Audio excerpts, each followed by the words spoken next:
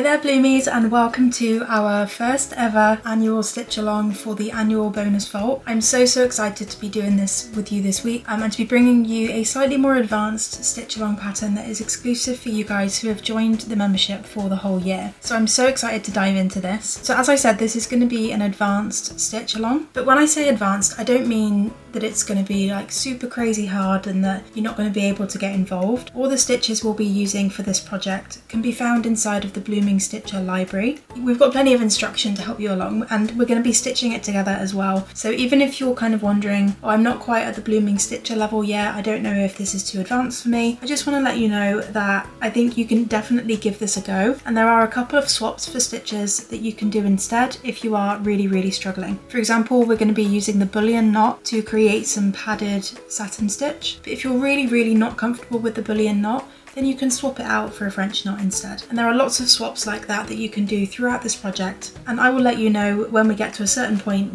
if it's a really tricky stitch where you can swap it out for something else if you want to. So by this point you should have already accessed the PDF pattern booklet and transferred the pattern ready onto your fabric and picked out the colours that you are choosing. So I've got a variety of colours here. I'm going for like pinks and purples, a bit of yellow and green in there obviously for the leaves as well, and I'm just so excited to dive into this really fun, bright and colourful project with you. So today is day one, and for today we're going to be doing some of the padded satin stitch because I think that's such a good place to start when you're doing some complex stitches as well.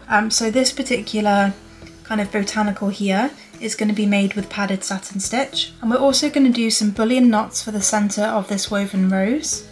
And we're also going to do the centre of this flower, which is going to be the rose stitch, which is another one in the Blooming library. And that's what we're going to be covering today. So I'm super excited to get started. And without further ado, let's dive in. So you'll have access to the colours that I'm using. I will try to remember to let you know exactly what colour I'm using at any point. Feel free to use the same colours as me, or if you want to choose your own colour palette, then that is absolutely fine as well. Just swap out the colours for a different one. So for example, the middle pink colour, you could swap that out for a blue or something instead if you wanted to. Let's get stuck in, shall we? We're going to start with the padded satin stitch first, which is this one over here.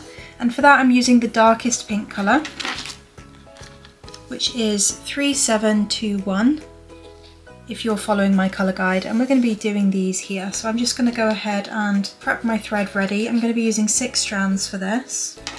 So I've just got some thread off the bobbin, and I'm going to go ahead and split that because we're doing satin stitch. We want this to be as smooth as possible, and I always find that satin stitch is just so much neater if you can split out your thread beforehand. And if you've seen any of my satin stitch videos in the membership, you'll probably know that. It's just one of the easiest ways to kind of have instant results with much neater satin stitch. So I'm going to go ahead and split these now. I'm also going to be using a size 3 needle for this, which is usually my preferred needle size for when I'm stitching with 6 strands of thread, just because it's just much easier to thread and it creates a really good kind of size hole in the fabric for the thread to go through. So then without further ado, let's get stuck in. So I've got my 6 strands of thread on my needle, and we're going to be filling in each of these ovals, well, they're kind of ovals, they're more like teardrop shapes, with French knots, so that we can create a lovely, really textured padded stitch. Now there are a few ways to do padded satin stitch. French knot is probably one of the simpler ways to do it. You can also do it with a bullion knot, which is what we are going to be covering tomorrow. But for something this kind of shape, I always prefer to do a French knot just because it creates a much more rounded appearance for this kind of shape. So essentially I'm just going to go in here and create French knots.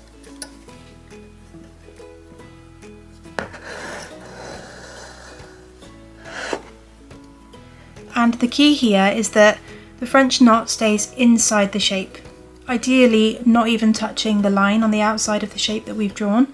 We want it to just fill in the centre of the shape so that we can then come over the top of it with a satin stitch. Now just as I was stitching then, I noticed that my fabric feels a bit slack. When I'm pulling the thread through the fabric I can really feel it dip, so I'm just going to go ahead and tighten my fabric a bit more. It may well be the case that I transferred this pattern a couple of days ago and it's just got a bit loose in the hoop over that time. So I'm just going to go ahead and pull that fabric a bit tighter. So this is your sign to make sure that your hoop is super tight and your fabric is like a drum. I think especially for when you're doing stitches with 6 strands of thread, or when you're really pulling the needle through the fabric like a bullion knot, I think it's more important then that the fabric is super tight. So there's just your little reminder to just ensure your fabric is a really good tension. It's just started absolutely chucking it down with rain here, so I apologise if you can hear a lot of rain in the background noise. So then, where was I? I'm going to fill the inside of this shape with some more French knots.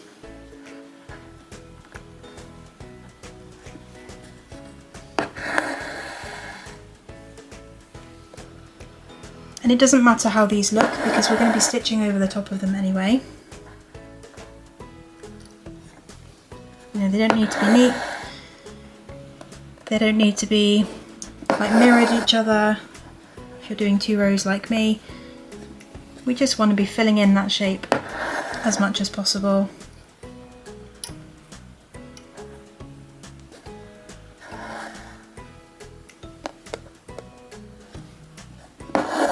So I'm probably going to aim for 6 knots in the centre here. Do one more here at the bottom.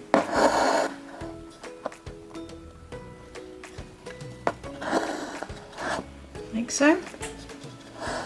So once we've filled in that oval with our French knots, we're just going to go in with a normal satin stitch. So as always, I like to start in the middle of the shape, and I'm always starting at the end that has more stitches to fill. So obviously we're coming down to a point down here, so I'll always start up at this top end here, and I'm going to come all the way down at the bottom and make sure that lies really nice and flat. And again, all of this kind of instruction around the satin stitch, you will find that in detail in the satin stitch workshop if you have not yet seen it. So then I'm going to come back up over here, and I'm just stitching over the top of those French knots to create that really lovely textured off the fabric kind of feel.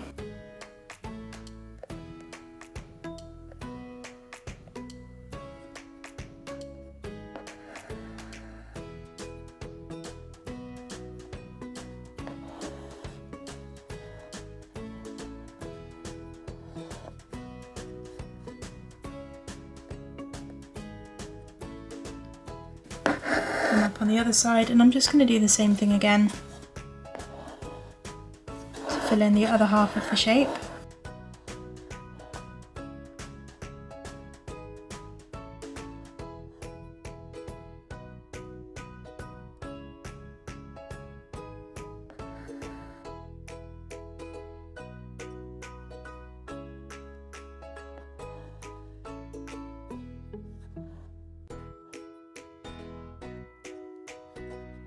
Just like so. So all of those French knots are now covered, and I'm really happy with how that looks. It's really textured off the fabric.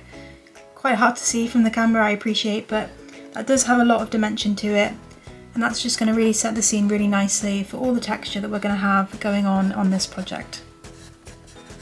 So once we've done the first one, we're just going to repeat and do the same for all the others.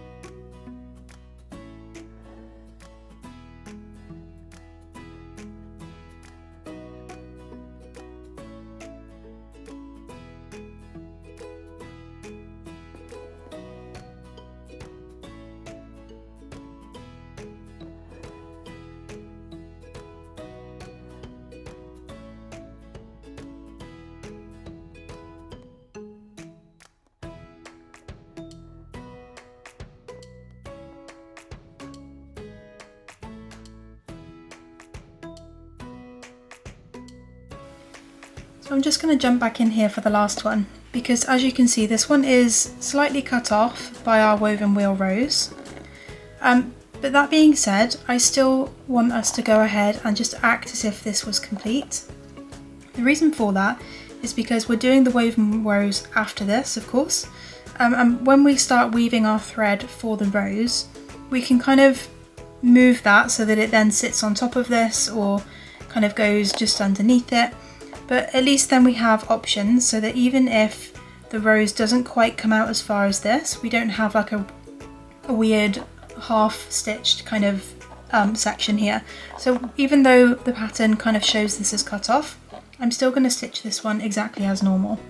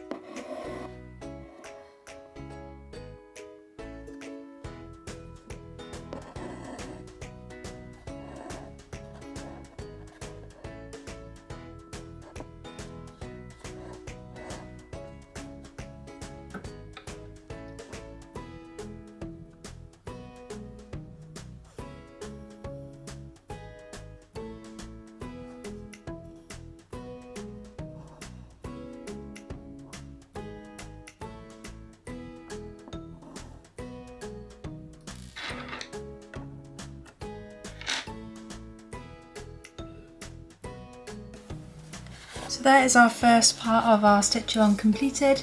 I think this looks so cool. I don't know if you can see if I tilt my hoop slightly.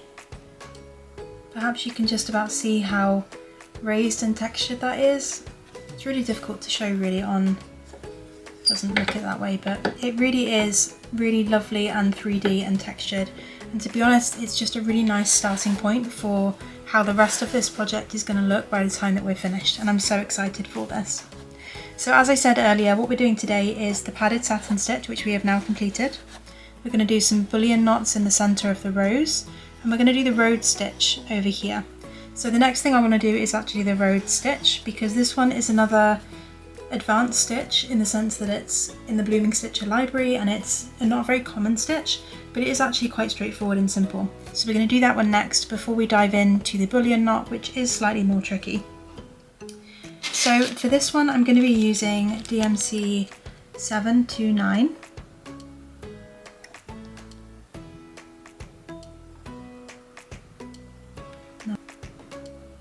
So for this one we're actually using the same colour thread as what we've just used for our lovely padded satin, so that makes life a bit easier, doesn't it?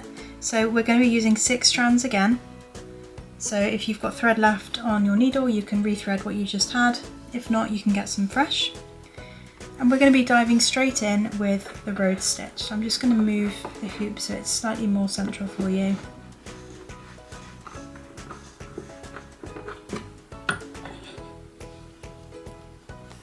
And so we're doing this centre flower here. Now this one is super straightforward, but I just love the result that it gives. It kind of gives this really kind of textured and detailed spiral effect, which is really lovely for flower centres. So we're going to start off just by doing a straight stitch completely down the centre of the circle. And then all we're doing is kind of a bit going round like a clock. That's kind of how I picture this. We're coming up on the right, just next to where that first stitch is, and then rather than filling in with a satin stitch, we cross over and we go down just the other side of that stitch. And it kind of, you're crossing over with every stitch that we do until we get all the way back to the top. So again, if you're not familiar with this stitch, we do have a full tutorial on it inside of the library if you'd like to go and watch that one first, but this one is actually quite self-explanatory. Again, we're just coming up to the right and then we're going to go over, crossing over those stitches over to the left. And we're going to do that all the way along until this entire circle is filled in.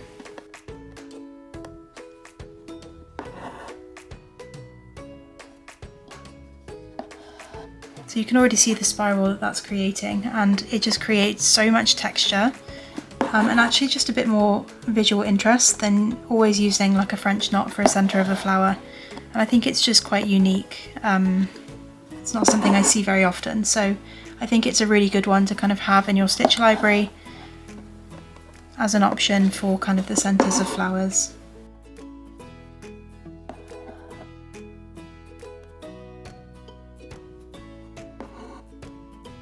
So the only thing with this stitch is every now and then you want to have a bit of like a sense check and just make sure that you're filling in, just use another needle to show you, the same amount of stitch space up here as you are over here, because eventually what's going to happen is we're going to get round to here at like the 90 degrees point, and we want to make sure that by that point around this side we're at the same area, so that then as we keep filling in, by the time we get to the bottom of the circle, the top of the circle is also filled in.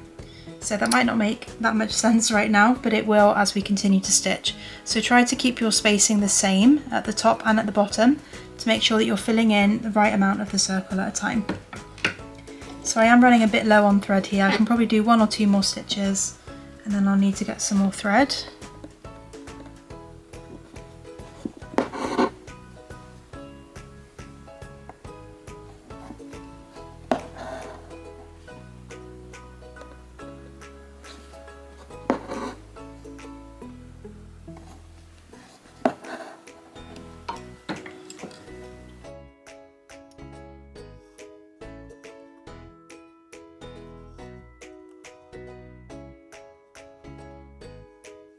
So I'm just coming in with new thread now, and I'm just picking up where I left off.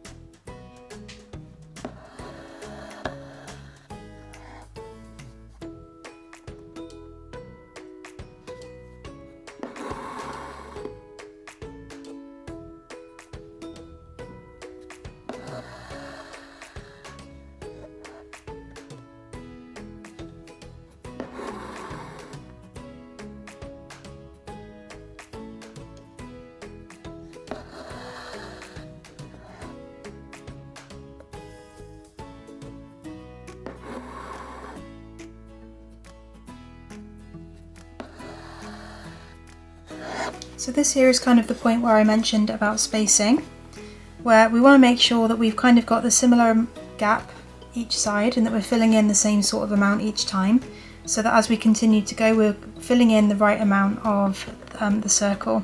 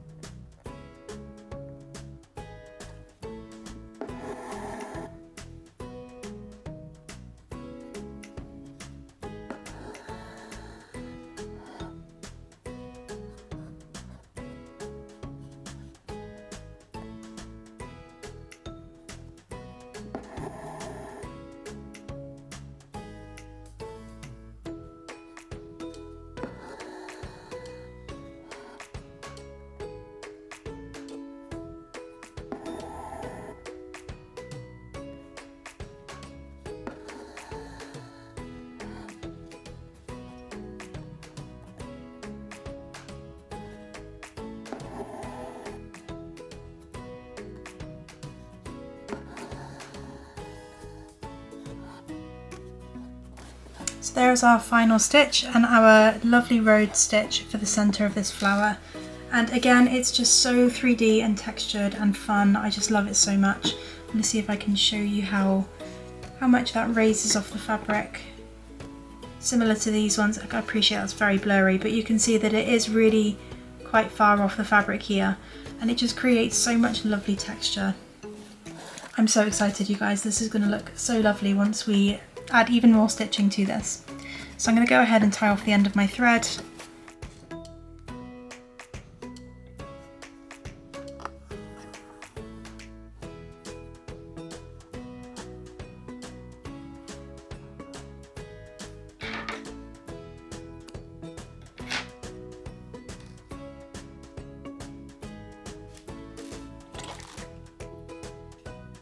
And so, as I said, the final thing we're going to do today is the centre of the woven wheel rose, which is going to be some lovely bullion knots.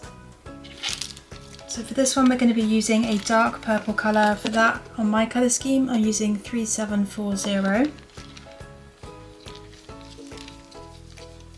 And for these knots, I am going to once again use all 6 strands of thread, mostly because I want these bullion knots to be quite textured. I don't want them to get too lost in amongst that lovely woven wheel rose that we're going to create later on. So I am going to use all 6 strands for this one. So the trick for using bullion knots for the centres of flowers and roses is to have them kind of overlapping each other. So that's kind of the best way to do this. And we're probably going to create a couple that kind of sit in the middle, and then we're going to overlap them until we've filled in this lovely circle space here. Now again, there are some tutorials in the tutorial library, and we also covered this in the Advanced Florals workshop on how to use bullion knots to create like roses generally, but also how to fill in the centres. So if you do want more guidance on that, then you can find the videos there. But if not, I'm going to show you exactly how to do it here today. Just make sure that we are all set up. Right, so I'm not going to create massive knots here. I want them to be kind of an average size, and I do kind of want them to curl around each other a little bit. But to begin with, we do need a bit of a knot that these are going to overlap. So I'm just kind of going to create a random knot in the center. So we bring our needle up where we want to start the knot and pop the needle back down where we want the end of the knot to be. So basically it's going to fill this gap in between. And we want to leave a really nice big loop of working thread on top of the fabric. Then we're going to bring our needle up just next to and as close as we can to where we very first started our stitch. Poke the needle through the fabric and just leave it here, poking out of the fabric. Now we're going to get the working thread, and that's the piece that's closest to the needle. And I like to hold the eye of the needle between my thumb and finger on the back side of the fabric, just so that I can kind of control the movement of this needle. And all we're going to do is just wrap the thread around that needle, just like we would like for a French knot.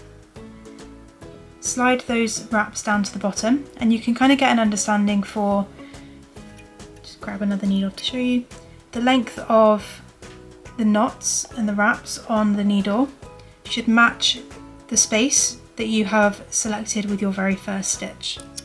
If it's longer, like this one is slightly longer, then it will have a bit of a curve to it. You know, it won't fill the space, it might kind of curve around it. And that is kind of what we want for petals and flowers. So I'm going to go ahead and pinch the needle, as you can see here, and push it through from the back, and then pull it through from the front. And I'm going to keep hold of those wraps.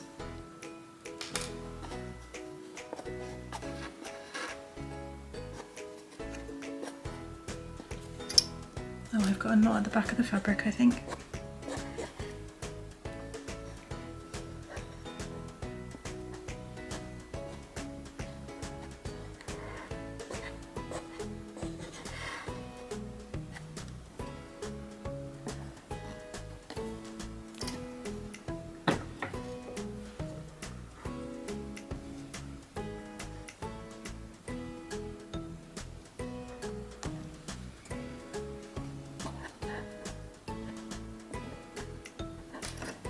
So I might be able to just save that, but basically you want to keep hold of the wraps here and then pull that all the way through and keep hold of those wraps as long as you can.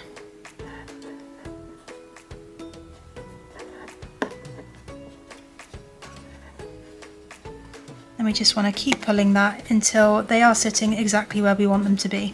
Now that's quite a messy knot there, but that's okay. I managed to salvage it from a knot at the back of the fabric.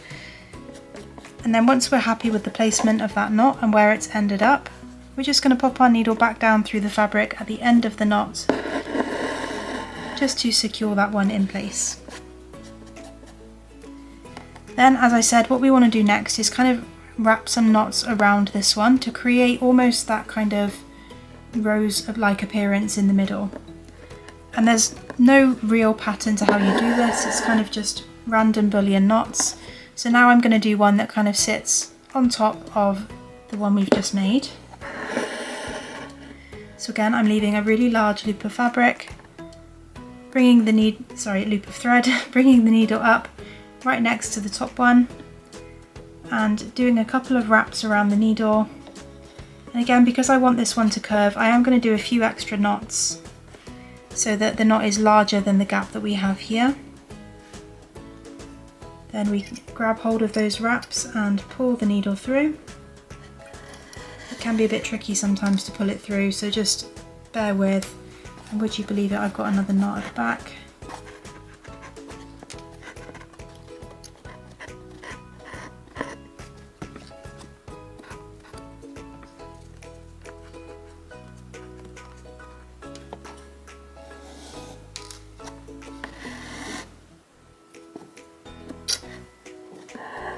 So again, just holding on to that for as long as you can until that knot is in place.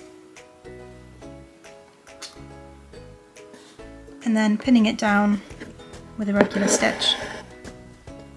So now I want one that kind of goes over this way, I think, just to kind of give a bit more contrast and shape to the centre. And this one's maybe going to be a bit longer.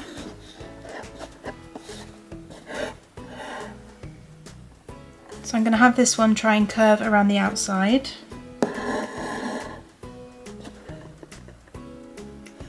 Hopefully we'll have no knots at the back of the fabric this time. So I'm going to wrap that quite a few times around the needle.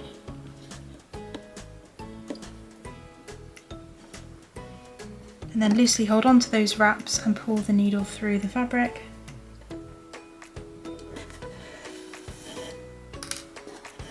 Yay, no knots. And I think a lot of people are a bit scared of bullion knots because they seem so fragile, and they are in a way. But once you get to this point, you know, you can pull that and tweak it as much as you like really. It's not really going to go anywhere. We want to pull that quite tight so that that sits around the knots that we've just stitched. And then pop the needle down through the fabric.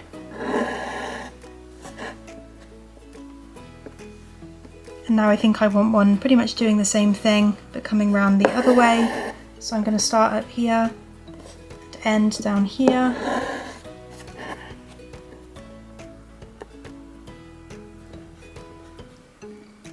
And if you are really struggling with bullion knots, then I highly recommend that you go and watch that tutorial, because we do go over this a little bit slower if you need a bit more of like a slowed down visual. They are very tricky to get the hang of, so if you are struggling with them, just don't beat yourself up, because they are such a learning curve, this stitch. And truthfully, I used to really hate them. I used to avoid them like the plague. But actually, once I learned how to do them properly, just through a lot of practice and a lot of perseverance, I love them now. I think they're such a fun stitch, and they can be used in so many different ways to create just a lot of interest in a project. Whether you use it for the padding, or you use them for centres like this, or to create full flowers or leaves. You know, they have so many different purposes. So I think when you can really learn how to do them, it just really does make a big difference to your work. So don't give up on them just yet. If you're struggling, just keep practicing. I think eventually they do just kind of click.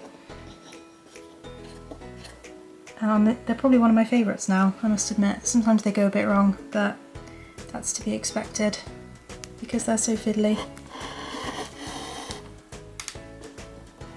They are quite hard to film, I apologise that my hands get in the way a lot with these.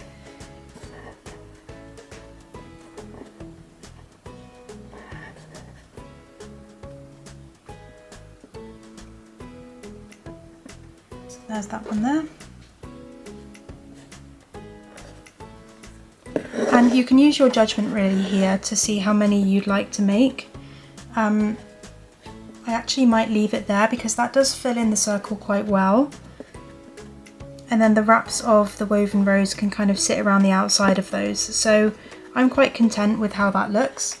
If you would want to add in another one, if I were to add another, I'd probably go from kind of here to here, just to make it feel a bit more rounded. In fact, I am going to do that just because it feels a bit triangular at the moment. So I'm going to try and do one that kind of sits around the outside of these, and then I'm going to be done. But truthfully, a lot of this will be hidden by those first kind of weaving over and under the spokes of the woven wheel rows. So don't worry too much about these. They're not actually going to be that visible. Oops.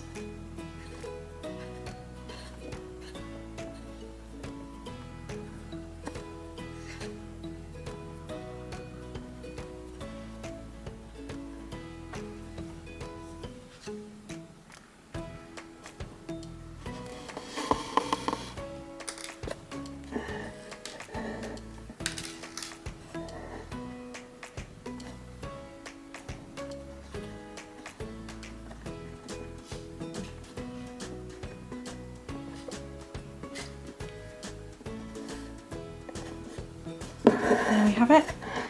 So again, now it is a bit of a funny shape, and I'd almost be tempted to add in a couple of others, but that's more than enough really, because now the woven wheel rows will just fill in any of the gaps that we've missed slightly. So if yours doesn't look the same as mine, then that's fine. In fact, that's encouraged. I think it's really important to be able to just play around with the bullion knot and play around with placement and spacing until you find something that works for you.